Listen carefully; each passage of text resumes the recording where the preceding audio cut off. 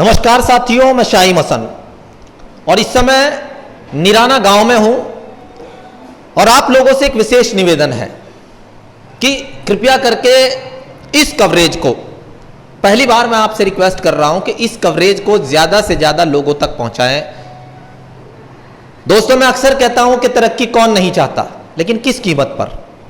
क्या इस कीमत पर कि लोगों की जान जाती रहे और प्रशासन सोया रहे?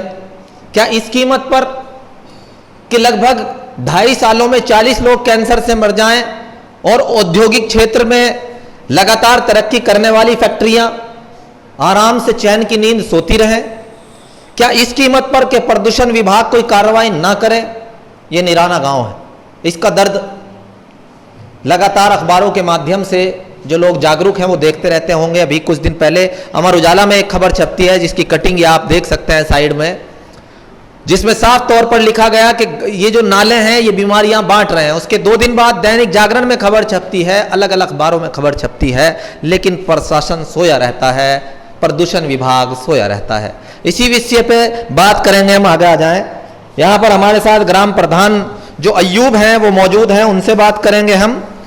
प्रधान जी खड़े हो जाएंगे आप।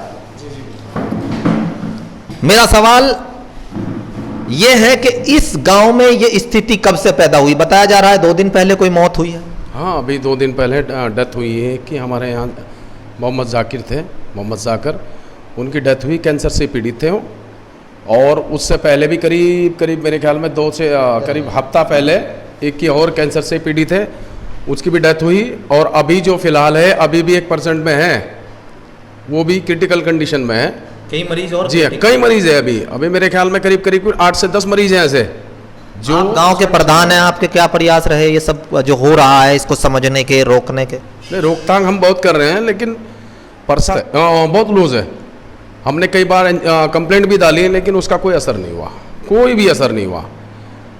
बाकी फैक्ट्री वालों को भी बहुत कहा है हमने कि भाई इसका कोई प्रयास करो, प्रदूषण इतना है, दुनिया भर का फैल रहा है। इसके पीछे कारण क्या है? भूजल क्या मानते हैं आप? नहीं, भूजल का कारण है मेन।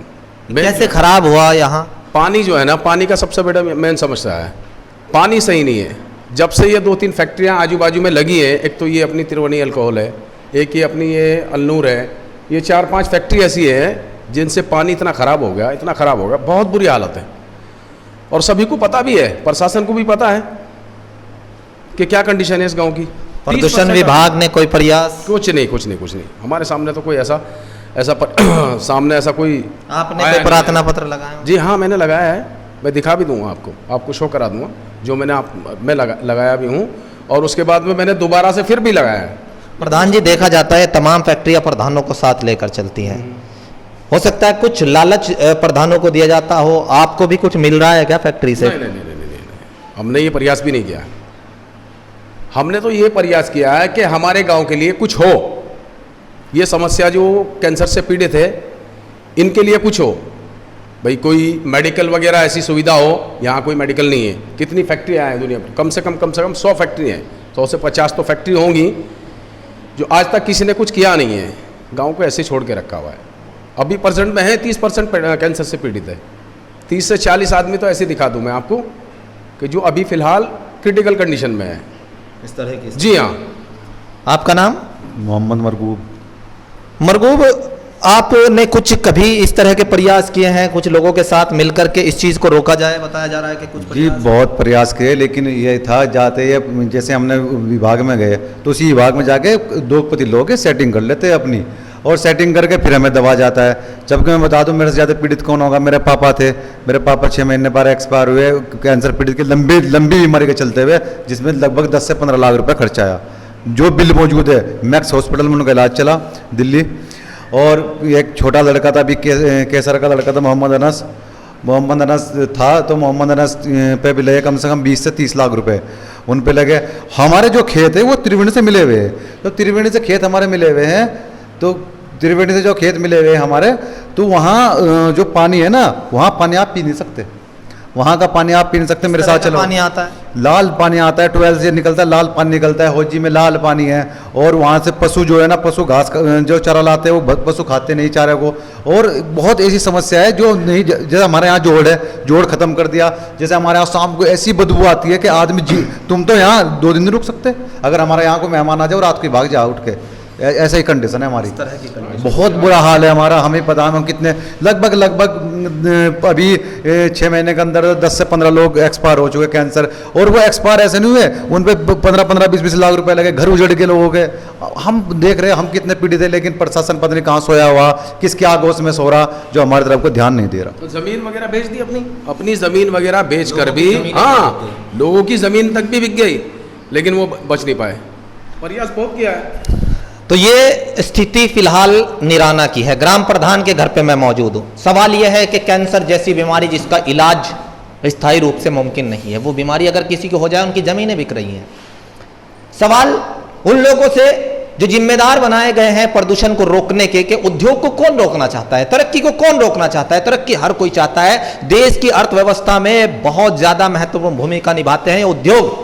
पहुंचा हूं, ग्राम प्रधान ने जैसे मुझे बताया था कि आप ट्यूबवेल पर जाकर के हालत देखें, ये हालत आप देख सकते हैं। और इसमें पानी जो है भर रहे हैं, ये सैंपल के लिए फिलहाल मैं इनसे कलेक्ट करवा रहा हूं कि आप इसका सैंपल तो कराइए कि इसमें आखिर है क्या क्या। तो ये हालात है, जरा सा आगे आके इस पर फोकस करें। ये पानी जो है ऐसा लग रहा है जैसे मैंने एक मरतबा दिखाया था कहीं पर, भोपाड़ा में शायद दिखाया था। ये जो है ये ऐसा लग रहा है जैसे देसी दारू होती है या पेट्रोल जैसे होता है, इस तरह का पानी निकल रहा है। कितने फुट पर ये ट्यूबवेल होगी, कितने फुट पर होगी प्रधान जी ये ट्यूबवेल? ये लगभग 200 फुट से जब इस तरह का पानी आ रहा है तो क्या हालात होगा भूजल के, किस तरीके से यहाँ ये देखिए, ये सामने जो ये फैक्ट्री है, ये शायद त्रिवेणी है ना, किस तरीके के हालात कर दिए हैं। महालक्ष्मी और भी कई तरह की फैक्ट्रियां हैं, लेकिन नियम बने हुए हैं। नियमों को आप अपने फायदे के चक्कर में नियमों का अवहेलना करेंगे, कच्चे नाले बनाएंगे, वो कच्चे नाले जो बिल्कुल जल को खराब कर रहे हैं। जल एक ऐसा संसाधन जो भगवान ने सबके लिए उतारा है, प्रत्येक व्यक्ति के लिए उतारा है, लेकिन क्या होता है कि साहब इस जल को खराब कर रही हैं ये फैक्ट्रियां, जिसमें अल्कोहल बनता है, उससे जो पानी निकलता है। 2007 में ये फैक्ट्री लगी थी और 2019 तक इस फैक्ट्री से इसी प्रकार से कच्चे नाले में जो है ये इस तरह का नुकसानदायक जो था जल वो निकाला जाता रहा। और अब 3 साल पहले बॉयलर लगाने के बाद इनका आप लहजा देखिए। मैं एचआर से मिलता हूं इस संबंध में कि भाई इस तरीके से क्यों हो रहा है। वो कह रहा है हमने तो बॉयलर लगवाया हुआ है। आपने लगभग 13-14 सालों तक जो भूजल को खराब किया है, उसका विनाश किया है, उसका जिम्मेदार कौन? मैं डीएम साहब से कहता हूं कि गांव के बाहर जो तालाब है उसमें मछलियां नहीं पल सकती, उसका जो है बिल्कुल 30 बीघे का तालाब बिल्कुल खत्म हो चुका है। डीएम साहब आश्वासन दे देते हैं। प्रदूषण विभाग का आरओ मुझसे कहता है कि साहब 2 बजे भी चलने को तैयार हो, पानी निकाल ले। अरे जो करना था वो तो कर चुके, अब स्थिति को कौन संभालेगा? ये गांव बारूद के ढेर पर बैठा हुआ है। लगभग 40 से 50 लोग अभी पीड़ित हैं, 50 के करीब लोग मर चुके हैं।